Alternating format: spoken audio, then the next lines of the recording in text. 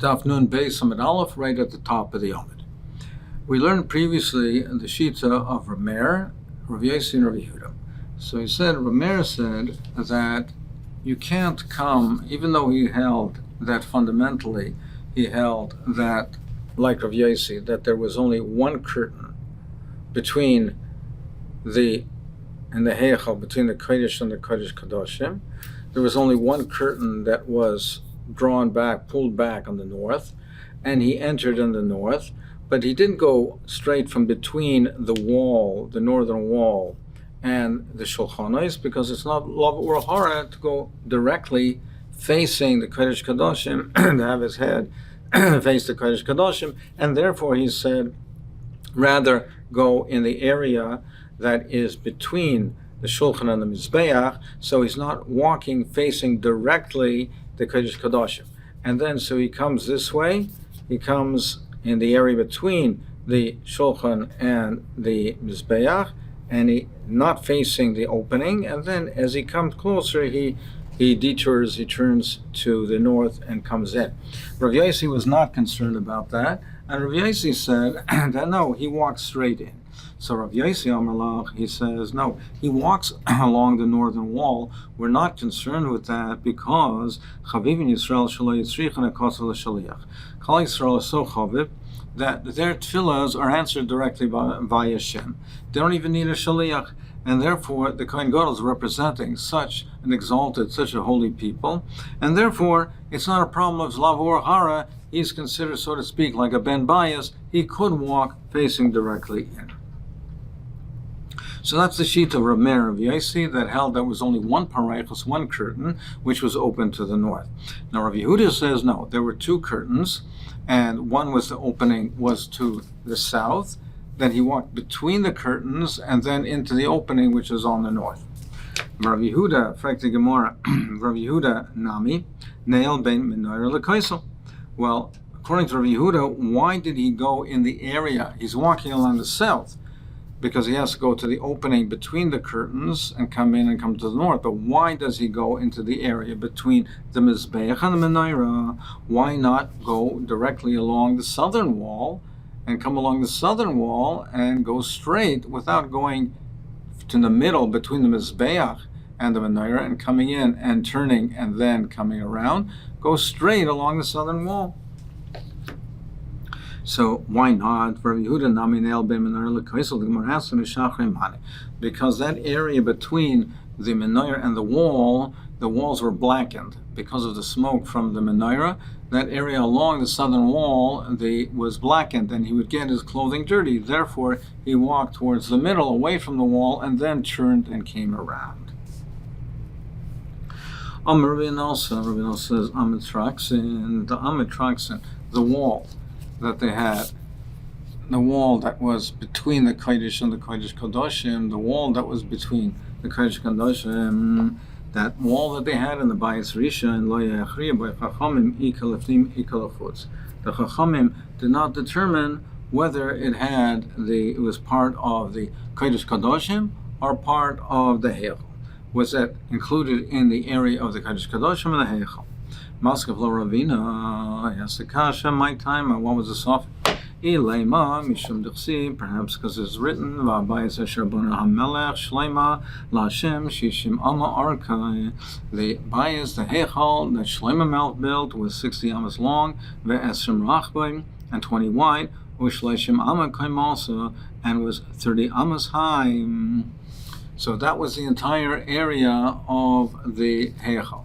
So if we look at it over here, if we assume that this is the Heichal, this is the Ulam, and this is the Heichal. Now there were walls around the Heichal as well, so this is incomplete. There was also an entranceway it was opened into the Heichal, but just for rough, general illustrative purposes, if this is the Ulam, this is the Heichal, and there was the Amatraxin that was here dividing the Amatraxin between the Kodesh Kadoshim and the outer Heichal, and there was walls all around. So it says that The entire Heichal was 60 amas long, 20 amas wide, and 20 amas wide, and it was 30 amas high. And then it says, the area of the Heichal was 40, the Kodesh Kedoshim was 20, the area of the Heichal was 40. So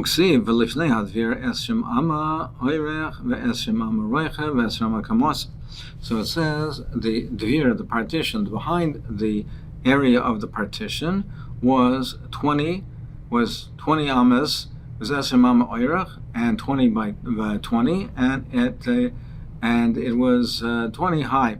So the area in the Kodesh Kedoshim was 20 amas Oirach, ve'esrim amma Reichav, 20 by 20, ve'esrim amma Kaimasa. V'lo yadinan, and so what's the suffix? V'lo yadinan amatraxin, imahane esrim, imahane arboin. So the area in front of the Kodesh Kedoshim, the Heichal, was 40. The area of the Kodesh Kedoshim was 20. That wall, the amatraxin, is a part of this 40 and a part of this 20. That was the Shiloh. That's the Shiloh. Tosfos points out that it says over here that the Kodesh Kedoshim was 20 high, and it says the Heichal was 30 amas high. So what's the difference in the height? Tosfos quotes Rashi in Malachim that says that there was a second story. He says that there is Shleishim Amma Kamosa, that is from till the rooftop, but there was a second level. So the main level was only 20 high. But Tosfos brings down the Gemara in Baba Basra that says, no, what it's referring to the 20 amas high is the height of the kruvim was 10. If you measure from the height of the kruvim till the ceiling, it was 20. From floor to ceiling was 30, but from the height of the kruvim, it was 20. So you're telling me that this was the Shiloh suffix they had, is the amatraxin part of the Heichal of the 40 amas, or part of the Kodesh Kedoshim, 20 amas. In fact, the Gemara, what's the Shiloh? The thickness of the wall, perhaps it's not part of any area, meaning when it says 20 amas of the Kodesh Kedoshim, when it says 40 amas of the Heichal, it means the interior space. It's not talking about the thickness of the wall. So maybe it's not from neither. It's only talking about the interior space, but not the width of the wall. I'll prove to you that's correct. Because whenever they do calculate, they do give the dimension, the measure of the walls, they list it separately, like we find from the following, which talks about the Mayasheni. It says in the following Mishnah, in Midos, it says, Ha'heichal mea al mea baru mea. In the Bayasheni, it was a bigger area. So the Heichal was 100 by 100 with a height of 100. So now it lists the different areas. Kaisal ulam chomesh. The thickness of the wall of the ulam, that had a wall with an entrance to the ulam. So assume that this is the interior space and that there was a wall. There's a wall all around it. So the thickness of the wall of the ulam was 5 amas, was chomesh. Va'ulam achadasrei. The interior space of the ulam was 11 amas. Kaisal ha'heichal sheish. Then there was the thickness of the wall of the heichal. So this is the heichal, and it had a wall.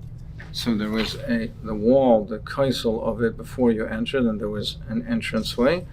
The thickness of the wall was a thickness of 6 amas. The arka arboim, and the length of it was 40 amas. So when it says ha'heichal mea mea baru mea, now normally heichal means the heichal itself, the interior part of the heichal itself, but in this context, it means the heichal means the entire area of the entire Beis Hamikdash. So that was 100 by 100. But when we go through the different areas, so the kaisel of the ulam was 5, the ulam was 11, the kaisel heichal was 6, and the arka arboim amma, the length of the interior of the heichal was 40 amas. The amatraxin, and then you had the width of the amatraxin, the wall that separated between the heichal and the Kodesh Kadoshim. Va'amatraxin was 1 amma. Ve'esrim amma base Kodesh Kadoshim, and the interior area of the base Kodesh Kadoshim past the amatraxin, that was the 20 amas. So then we had Es Shemam Beis Kodesh Kadosh Koisel HaHeichel Sheish. Then you had the wall behind it. You had the wall behind it was 6. This was 6 amas. V'hatei Sheish. Then you had behind it, there was another area. There was a wall. There was walls that surrounded the whole area. Around the Heichal. And inside these areas here, you had offices. You had offices inside these areas over here. This is over here. So the Kaisel Maravi, the western wall, you had the back wall, the Kodesh Kadoshim, the western wall, the Kodesh Kadoshim, the area of the Tei, the offices. Then you had the back wall, the walls of the Tei. And that was the edge, that was the end of where the entire structure was, and this was the actual western wall over here. So therefore it says the Te'eshesh, the compartments that are behind the wall of the Kodesh Kadoshim were 6, the Kaisalatei Chomesh, and the thickness of the wall of the Torah was 5 amas. So you see that whenever the walls are mentioned, the dimension of the walls are mentioned separately. So therefore, what's the shaila if the Amatraxin was part of the Kodesh or part of the Kodesh Kadoshim? The thickness of the wall was not part of either of them. That was the dimensions of the Kodesh and the Kodesh Kadoshim are the interior areas. El, the Gemara says, that wasn't the suffix. What was the suffix? Yes, the thickness of the walls are not included in the dimension of the ulam, of the heichal rather, or the Kodesh Kadashim. The question was, it was a separate amma, thickness of amma, but the kedusha of it, did it have the kedusha of the interior of the Kodesh Kadashim, or the kedusha of the heichal? Tosfos asks the question that the pasuk in Malachim says that the Torah was 5 amas. Here we're saying the Mishnah is 6, but the pasuk says it was 5. Tosfos gives an answer, and he says that there were 3 levels of the cells. These compartments are in 3 levels, and the pasuk that is talking about in Malachim that it says that it's 5 is talking about the ground level. Here, the Tan is talking about the upper levels, but Tosfos asks questions, finds it difficult because what we're talking about over here is the length of the different areas of the Heichal, the Kodesh Kadoshim, on ground level. So why would we talk about a middle level when we're talking about the length of the ground area? Tosfos Yontav answers is that the one that was the bottom one was actually on a basement level. And so therefore, if you're measuring on the ground level, it's the middle one, which was actually on the ground level, and that's why it was 6. Gemara says, and this is consistent with what Rabbi Yochanan says, because that this is the question, that the thickness of the Amatraxin, of which kedusha did it have, not which area which was part of, but what kedusha did it have, because it says it says the partition was in the Beis Hamikdash and put inside it the Aron. So the shaila is hechi kamer kra. How do we interpret the pasuk? How do we understand it? Do we understand that is that the dvir, the partition, was within the Beis Hamikdash to divide the area into 2? And mipnima hechan lisin sham, and inside of it, the further area further west, inside beyond it, was prepared for the Aron Bris Hashem, and therefore that means that the area of the Amatraxin itself was not Kodesh Kadashim, did not have the kedusha of Kodesh Kadashim. Oidilma haki kamar, or perhaps this is a pshat. Udvir b'seich habayis mipnima. The partition was within the Beis Hamikdash pnima, further inside, meaning that it had the kedusha of the inside area. So that was the shaila. How to interpret the pasuk? Which way do we read the pasuk? Do we read it that udvir b'seich habayis pnima, or do we read it mipnima heichen l'sitin sham? So it's a question of how to interpret the pasuk and the words pnima. Where does pnima attach itself to? Yomi Masechet, and really, was there a suffix? Whether it's part of the previous part of the pasuk or the latter part of the pasuk, is that really a suffix that we have? We learned about Tanya, There's only 5 psukim in the Torah which we have this type of uncertainty. Is a word part of the first part of the pasuk or the latter part of the pasuk? What is that? That number 1 is says. The pasuk says, "Vayomer Hashem al Kayin." Hashem said to Kayin, "Lama charalach v'lama naflo panecha."